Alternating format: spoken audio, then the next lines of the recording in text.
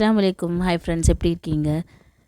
இன்றைக்கி நம்ம பூண்டு மருந்து குழம்பு எப்படி செய்கிறதுன்னு பார்க்கலாம். வெல்கம் டு ஷிசாஸ் கிச்சன். ஒரு கடாயை எடுத்திருக்கேன். நான் அதில் ஒரு 50 ml ஆயில் ஆட் பண்ணியிருக்கேன். இப்போது வறுக்கிற பொருளெல்லாம் வறுத்து எடுத்துக்கலாம். இதுதான் மெயின் இந்த குழம்புக்கு. வறுத்து எடுத்துட்டால் நம்மளுக்கு ஈஸியாக குழம்பு ஆகிடும். நல்லெண்ணெய் இருந்தால் எடுத்துக்கோங்க. என்கிட்ட ரீஃபண்ட் ஆயில் இருந்திருக்கு, அதுதான் எடுத்திருக்கேன். இந்த ரெசிபிக்கு நல்லெண்ணெய் யூஸ் பண்ணால் சூப்பராக இருக்கும்.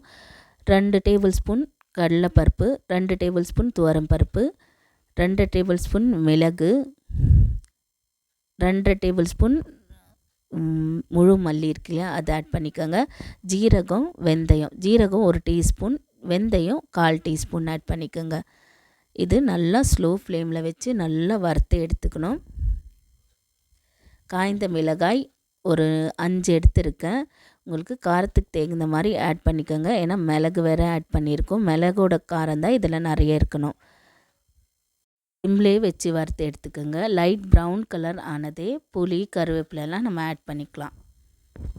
கருவேப்பிலை ஆட் பண்ணிக்கோங்க. நல்லா மிக்ஸ் பண்ணிவிட்டு புளியும் ஆட் பண்ணிக்கலாம். லாஸ்ட்டாக பெருங்காயத்தூளும் மஞ்சத்தூளும் ஆட் பண்ணிக்கோங்க. நான் மஞ்சத்தூள் மறந்துட்டேன் ஆட் பண்ணுறதுக்கு, குழம்புல ஆட் பண்ணிக்கிட்டேன். பெருங்காயத்தூள் 1/2 டீஸ்பூன் ஆட் பண்ணிக்கோங்க. இதை ஆட் பண்ணிவிட்டு இதுவும் நல்லா மிக்ஸ் பண்ணி எடுத்துக்கோங்க. இது 2 நிமிஷம் மிக்ஸ் பண்ணதே நம்ம அரைச்சி எடுத்துக்கலாம். இது ஹீட்டாக கூட அரைக்கலாம். எப்படியும் தண்ணி ஊற்றி தான் பேஸ்ட் மாதிரி அரைக்க போகிறோம். அவ்வளோதான். ஸ்டவ் நான் ஆஃப் பண்ணிவிட்டு இப்போது மிக்ஸி ஜாரில் ஆட் பண்ணிக்க போகிறேன். நல்லா பேஸ்ட்டாக அரைச்சி எடுத்துக்கோங்க. தண்ணி ஊற்றி நான் அரைச்சி எடுத்துகிட்டு வந்துட்டேன். இப்போது அதே பேன் வச்சு நான் ஹீட் பண்ணி ஆயில் ஆட் பண்ணிக்க போகிறேன். ஆயில் ஒரு 100லேருந்து 150 ml ஆட் பண்ணிக்கோங்க. நல்லெண்ணெய்னா நீங்கள் 150, 200 கூட ml ஆட் பண்ணிக்கலாம். நான் ரீஃபண்ட் ஆயில்னால 100 ml ஆயில் தான் ஆட் பண்ணியிருக்கேன். ஆயில் நல்லா ஹீட் ஆனதே 1 டீஸ்பூன் கடுகு ஆட் பண்ணிக்கோங்க. கடுகு நல்லா பொரிஞ்சு வந்ததே சின்ன வெங்காயம், பூண்டெல்லாம் ஆட் பண்ணிக்கலாம்.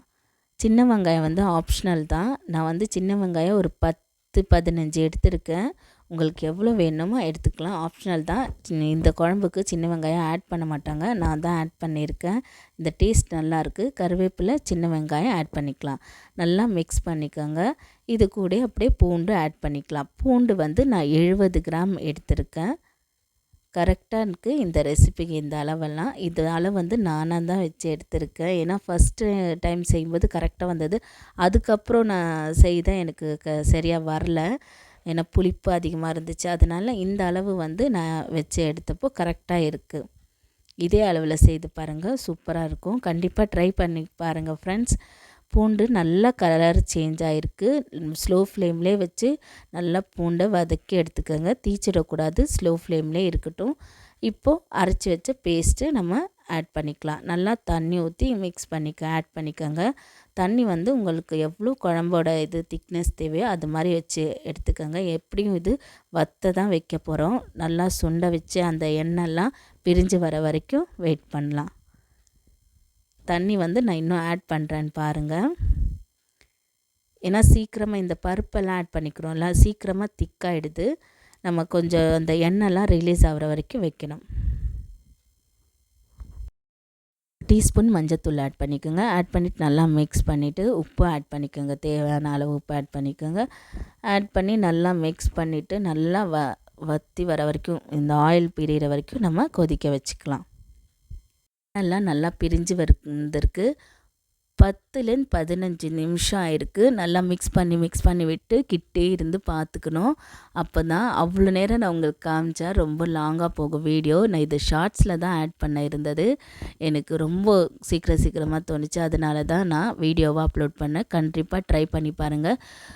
ஒரு சின்ன துண்டு வெல்லம் ஆட் பண்ணிவிட்டு மிக்ஸ் பண்ணி ஸ்டவ் ஆஃப் பண்ணிவிடுங்க. அவ்வளோதான், வத்த குழம்பு சூப்பராக ரெடி ஆகிடுச்சு. கண்டிப்பாக ட்ரை பண்ணி பாருங்கள் ஃப்ரெண்ட்ஸ். இந்த ஸ்டேஜில் நீங்கள் ஒரு பச்சை கருவேப்பிலை கொஞ்சமாக ஆட் பண்ணிக்கிட்டால் போதும். அஸ்ஸலாமு அலைக்கும்.